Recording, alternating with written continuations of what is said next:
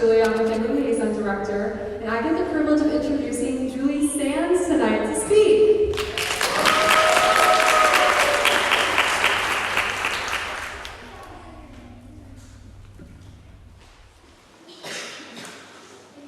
You look at that little slideshow they've got. Oh, it's right in front of me too. How convenient. I don't know my water bottle.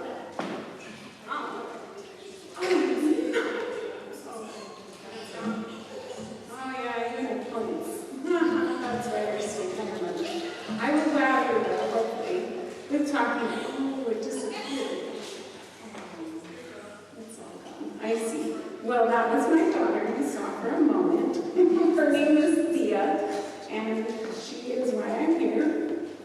And like Megan just had said, that the Child Health Days, is that what this is called? Well, I think so. Is, not just to support and think of children that have cancer, but of all of us, right? We're kids in our own ways, but of our little children too. And remembering each one of them is important. We've really enjoyed our time with Dance Marathon, and it's been about two years, but that Thea has been in treatment, but we've been with Dance Marathon about a year and a half, and you'll get to hear some of the fun things we've done. But first I wanted to talk about Thea and how we got here. So she was born in 2018, and after she was delivered, the doctors were a little concerned just with some of how she presented physically. For example, the back of her neck was thicker than normal, and her nipples were wider set, and there could have been other things that I don't remember now, but they wanted to get her genetically tested because of the presenting signs, and they ran, I don't know all the terms, we'll say a panel, and it wasn't what they had thought, so they did it again and looked for some other genetic conditions, and she does have neurofibromatosis 1 and also LZTR1, so I'll tell you what that means. I actually don't know a lot about LZTR1. I don't think the overarching they know a lot about it. So fibromatosis, there's 3 types. There's NF1, which Thea has, NF2, and then schwannomatosis, all fall under the neurofibromatosis. So I'll focus more on NF1, since that's what I'm familiar with. But it's where, like in our genes, I'm not a geneticist, so I hope I get this right, but in our genes, this marker is like turned off, the marker to not produce tumors. So Thea and other kids with neurofibromatosis are going to develop tumors on their nerves. And we have nerves all over our body, right? So that's potentially a lot. And it develops over time based on their age when things change in their body. So one thing that can happen is eyesight, and this is what Thea currently has that we know of, is on her optic nerve, she has a tumor, and so they can't do surgery, or they're not going to do surgery on like open brain surgery, is what they would have to do to remove that. So luckily, there is some medicine out there called selumetinib that the university is doing a clinical trial with other universities, and she got put onto the selumetinib, and it was like 2 to 1, so 2 kids would go on like your odds, and then 1 would get normal chemotherapy. And I so don't have chemotherapy as traditionally known, so thankfully I don't know that experience. And so I guess the main takeaway, a main takeaway is how amazing the continued research is, and that this is what some of the funding from Dance Marathon goes to. And I was looking this afternoon because I don't know a whole ton about the drug selumetinib, But only in the spring of 2020 did the FDA approve it for kids who are 2 and over who have NF1. So Thea, I sort of jumped around, I guess, going back to Thea. So she was born, we got the genetic testing. We didn't have some heart abnormalities, so we go to the heart doctor, and they were, anyway, we do that frequently. And also going to the eye doctor, because these tumors, depending on your age, focus in different areas, and when we're younger, our eyes are developing. So we went very frequently to have her eyes checked. And she has one of her eyes drifts, and so we patched, I swear we patched since she was like a year old until just a few months ago, and she's almost 5 at the end of this month.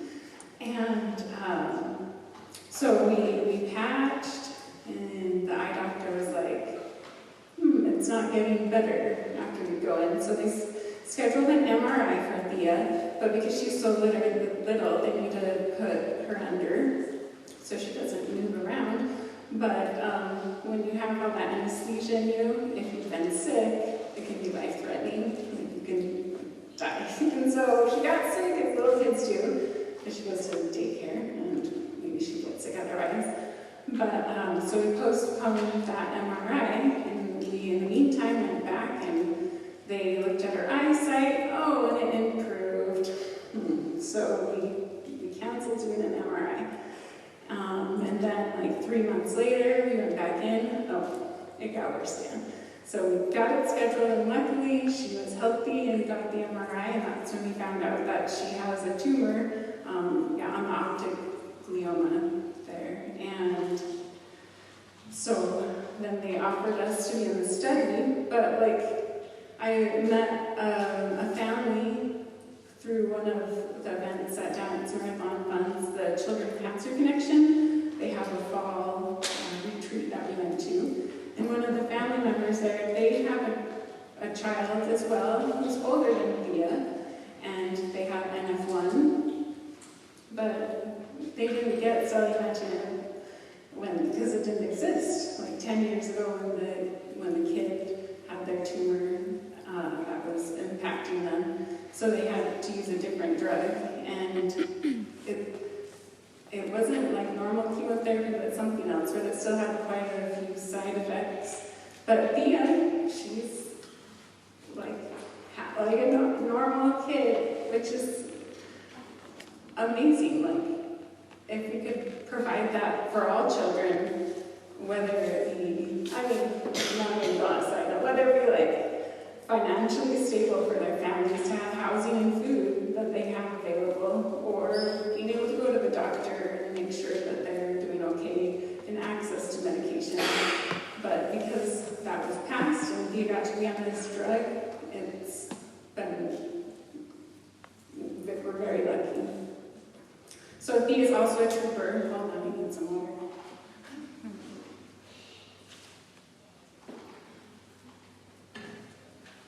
So I think, it was in 21. So she was like around 2.5. Am I doing that right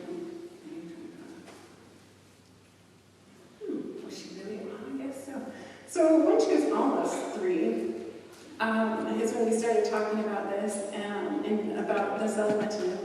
And it's you have to swallow the pill, the capsule, and you take it twice a day. You take 2 pills twice a day. But you cannot have eaten 2 hours beforehand, and then you have to wait 1 hour after to eat. So she's a trooper. So it's pretty easy in the morning because she's just woken up, and you can give it to her then, and then she waits an hour. And anyhow, but that was a bit of navigating with daycare. But we'll take it. That's pretty simple. But they were like, we got to make sure she can swallow a pill to be part of the clinical study, because that's what you have to do. And so we started small and a sprinkle, and then got a little bigger. But they were all the medical team were very impressed that Thea, not even 3, could swallow those pills. So that was great that she could and was able to get on the medicine. So we just go in every 3 months and get the MRI, and we have her heart get checked as well. They look at her eyes and just track how it's doing. And the medicine has stopped the growth of the tumor and has helped it shrink in size, which is what it's supposed to do. So while I was talking with that family that we met at the camp, she brought up a good point that, and I guess this is like with most cancers, people are cancer-free, right? That's not a term, but because it's in remission, is for what I understand. And so, yeah, it's similar to NF1, like Thea will, hopefully this tumor, she's about finished with taking the medicine, and then they'll just check and follow how she's doing for about next year. But, I want to know, I lost my train of thought. This was a family we met. You don't know because you're not anybody. Oh, I remember. So the thought of, like, since this affects their nerves, and it's a lifelong genetic condition, there's no change in genetics, like this can happen again. And it's also based on hormones. So like I was talking about right now, it's affecting her eyes and optic nerve. Well, later, like when she becomes a teenager, we have to watch how quickly she grows, and if she starts growing too quickly, it might be because there's a tumor pushing on the pituitary gland. But like all these things, you know, nerves all over our body, we can't see. It's not like they do an MRI of her whole body. So I guess potentially she could have tumors elsewhere. But with NF1, unless it's so I don't know if I said this. As she gets older, she'll get little bumps on or under her skin. So they don't remove those bumps from people unless it's usually like an irritation or painful or sometimes cosmetically. But yeah, like those are things as she grows that she'll continue. It's not just like one and done, but a lifelong. I don't want to say ordeal or struggle, let's say not a friend either. Just something she's going to have her whole life. And again, so I guess that's the main point is I'm really grateful for the research and that you all help raise money to fund that research. And not just for this one, but in general, because our kids are awesome and worth it. Okay. Oh, I talked my 15 minutes. Well, I got to put a bigger plug for Dance Marathon than that. So, really briefly, hopefully, I'm a talker. Yeah, they didn't know that when they asked me to talk. But, yeah, let's see. Oh, I got to turn. There we go. Aha. So we got to go to the Bloomsbury Farm last year. That was our first event we came to. And we wore our Harry Potter costumes. It was kind of weird because they were only like us dressed up, but everybody else Disney wasn't. But it was okay because it's fun to dress up, especially like Harry Potter. So we did that. But yeah, just to see the joy. There's like this big inflated, it's not a crown thing, I don't know, inflated thing, if you've been, you know what I mean. But like, yeah, it was just fun to watch her like try to climb up it, but all the bouncing, she just slide off and like try again, and then Emmett, her older brother, like tried to pull her up, and then she made him and got knocked off again. I don't know. So like a fun experience. Like we try to go out and do things as a family in general, but these are these extra opportunities like that we don't have to worry about paying for or planning. And there's always good food, so it's lovely. And then we went to Blaney Park Zoo last year, and again this year, where we met Amelia and Ellie. Oh, and others of you, but they were like our friends coming around with us, so that was nice. And oh, where are you? I saw you. You were out there. Ooh. Who did the face paint? Are you in here? Where are you? Oh, that's creepy. Well, I thought I saw them. Maybe but they gave us a lovely butterfly. Me and I saw Thea's and the wounded one too, because they did a great job. We went to the Science Center last year, and we like science, blue and science, that's kind of where the medicine that we have, plugged for that in. And then we're going to go to Runway of Hope this year. I don't know if that was last year, but we're going this year. And Thea, she loves her big poofy dresses. She likes to go to school in them or to dress up. I was like, what do we have? No, I can't remember. But she wants to be Ghost Spider from Spider-Man. And so, I got her Wonder Woman costume the other day, so she wanted to wear that to school. But we decided that might not be a good plan. Anyway, but she will make you rock something amazing at this Runway of Hope, and you'll be there to cheer her on, so thank you. And of course, we went to the big event, and it was amazing. And Thea asks, not all the time, but at least once a month, sometimes more. When's that dance marathon again? When do we get to go and dance? We've got a whole year. And then we've got 6 months. We have to wait till Christmas. When is that? Is that a long ways away? Yes. Anyway, we're getting closer, so soon. But also your money helps fund the Child Cancer Connection, which I mentioned is where that fall camp we went to. I met that other family where they have their child has NF1 as well. But super cool. Emmett, the older brother, 10, he got to go to sibling camp this year at the Des Moines camp in Boone. And awesome, and we went in the spring too. So the rock climbing, zip lining. I did zip lining. I sat there for 10 minutes because I'm slightly afraid of heights, but I did it. And just all these things that we're very, very lucky because you all take the time and energy to raise funds. And I feel like I'm yay, we have fun with it, which we do. But again, it's even more you're helping to pay for co-payments for medicine